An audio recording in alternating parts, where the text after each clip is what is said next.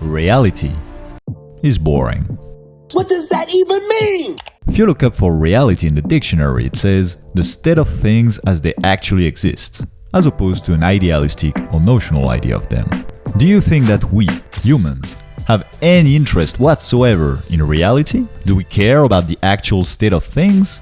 Fuck no! What we live and die for are the idealistic ideas. Take porn, for example.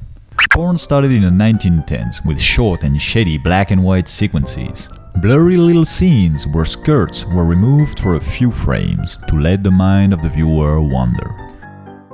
Then, the gods of technology made it possible for pictures of boobs to travel at almost the speed of light, and compilation movies entered the glorious age of mass production. In 2019, Pornhub stated that they hosted more than 169 years worth of content on their site. With a century and a half of self-stimulation material on the cloud, there's no time for the mind of the wonker to wander anymore. It goes straight to the point. That's why stories, dialogues and costumes have been removed. Porn went from a form of art, of idealizing reality, to a down-to-earth consumption product full of HD close-up shots. And voila! Porn is now one of the most boring things in the world. Our brain isn't aroused by reality, by the actual state of things. He wants to imagine, to read between the lines. Look at what happened with painting. Up until the 20th century, European paintings used to be increasingly detailed and realistic, which was kind of boring. And that's why abstract painters like Picasso went away from realism to explore shapes and colors. Same thing with pictures. This is beautiful. If you're there in person, you've made it to the top, you're feeling the freezing wind on your face, we get it. But as a picture, it's just beautifully uninteresting. This is genius.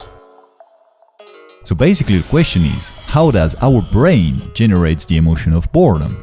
And that's clearly when you want to listen to a brain specialist.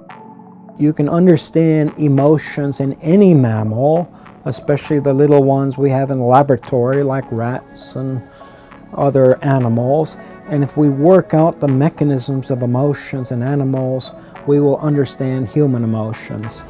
This is Jack Panksepp, a neuroscientist who devoted his life to the study of emotions. He was the first to do so he basically created a new field within the neurosciences. Contrary to the common theory at the time, he was convinced that basic emotions were not a human specificity, and that they were shared between all mammals. By studying rats, he identified 7 emotional systems that are at the core of mammal behavior. One of them is responsible for our excitement and boredom. Panksepp called it the seeking system. Guess what it's for? To seek for stuff. So this system looks for resources for survival. That's its basic function. You might be hungry, but when you see that there's an opportunity to find food, you're enthusiastic. And that feeling comes from this system. The seeking system does many things. It does not give us the pleasure of food or the pleasure of water. It gives us the enjoyment of life, the enthusiasm to be in the world. The seeking system is in charge of giving our brain its little dopamine shot every time we go out into the world and look for something. If there's nothing to look for, we don't get our little dose. This actually sounds familiar. Being bored, craving for the next dopamine release. Unfortunately, the seeking system is pretty good at fueling our addictions. Because this system is not about reality, it's all about the expectations.